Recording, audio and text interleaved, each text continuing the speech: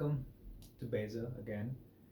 It's a cold February morning or afternoon or before noon, and I want to talk about Crime and Punishment. So, Crime and Punishment is a crazy, crazy book. Um, I only read it because of watching Jordan B. Peterson.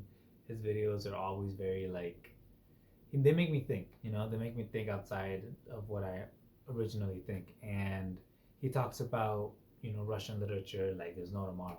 I heard him mention the book Crime and Punishment so many times over and over again, and I was like, you know what? Let me give it a shot.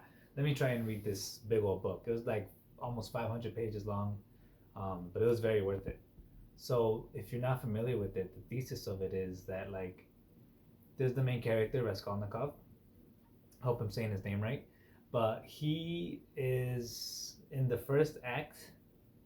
You see the way his mind works, and it's a psychological book, and he's going through a rough patch. So he is a student.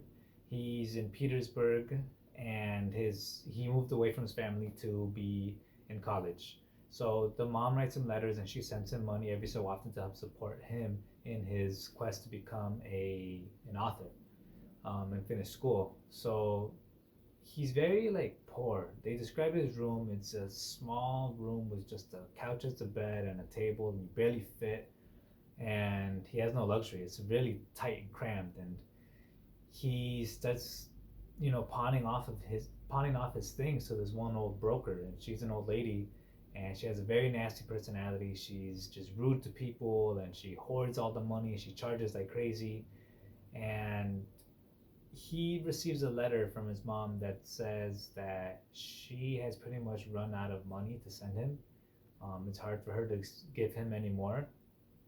And the sister found a guy. She's young. I think she's like 18 or 20. She found a guy who's much older who she's going to marry.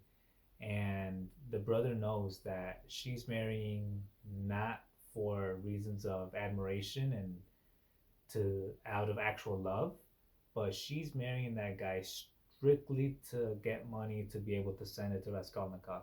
Now, while she never says it, the mom doesn't say that. He knows. He knows the sister far too well. And he gets mad, furious, and he says that this is unacceptable. He's like, she's prostituting herself in order to help me support my dream. And he's like, what kind of position am I in to be able to have other people around me affected that way? So he's like, there's got to be another way. And he starts thinking about the ways that the money that the old lady has that can be used in other places.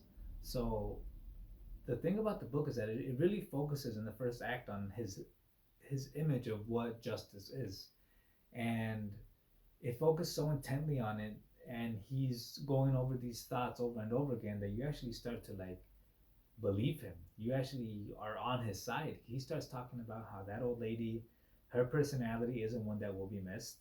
The money that she's hoarding can be used to actually be grabbed and spread throughout the community that is, in need of resources. And he's saying that one person's death can benefit so many other people. So mathematically speaking, why not, right? And it's very interesting because he has gone over this idea over and over in his head again, and you can tell because it makes subtle, you know, dialogue about it, where he starts talking about he remembered how many steps it takes to get to her house, how fast it is to get there, who's at what spot at what times throughout the day, so who would witness what, and that was the final straw that broke the camel's back, as the saying goes, and he decides to go through with it, and I was actually on his side the whole time. I was like, yeah, what do you got to lose? You're already poor. Your sister is gonna end up having a worthless or a loveless life because of the fact that you're not making it yet, and people around you need that money too. So it's very interesting to see that he, in the first act, he actually, that's the main thing that happens. He goes through with it, but then after that it's just completely different. He can't take the pressure of what happens, and you can start to see his whole mentality just collapse, and the people around him all come together, and you start seeing all the people that were influenced by this act. And it's a very interesting book because he, in the first act, the author only talks about Raskolnikov in this very tiny context, and you can't see outside of the boundaries of what Raskolnikov is thinking, really. And then after the first act is finished, the book almost doesn't really talk about him that much, and instead of going on into other things around him, his friends, his neighbors, the people down the street, the people that get suspicious, and it's just like you kind of start realizing that when you're obsessed with something, that's all you can think about. That's all you can focus on, and it's all just narrow-minded. You don't think about the bigger picture, and you can actually, someone who's actually going through some kind of breakdown like that can actually get so narrow-minded in one thing that they believe that is the only way out, and the desperation forces you down a tunnel. And it's very interesting how when I was reading the book, I didn't catch it until maybe 4 days later after I finished reading it. And I was thinking about the book. I was like, huh. It's funny how I was on his side the whole time, and it's funny how I was drawn into that, um, you know, thesis that he was providing for everyone. And I was like, that's a very good way to write a book, to make you convinced that the main character, albeit he's not a good character, he's not someone that's you think is morally correct. Like the things he says, it's still murder, but you get convinced that it's the only way out. It's the only thing to do. He could have gone somewhere else. He could have borrowed money from someone. He could have got a job. He could have done many other things, but when that presentation is being told to you, you just believe it. You just say, yeah, let's do this. You want him to succeed. You're like, I want him to do it. And that book really made me think about that, about how the actions that we take, they trickle out way more than we even think they do. For example, me making YouTube videos, I'm doing it because I think it's interesting, but maybe something I say could spark someone's imagination to go read something that could change their life, or things like that. It's just crazy. You think it's one thing, but it keeps going and going and going and going, and it ripples out and it keeps going, like the butterfly effect. For those of you who don't know, the butterfly effect is pretty much the theory that if a butterfly flaps his wing in one part of the earth, can that gust of wind carry on itself over to other miles and other places in the country and grow big enough to become a tornado? And that's pretty much what the book made me think about. It's very cool. But I just wanted to, talk about that book. I think it's great.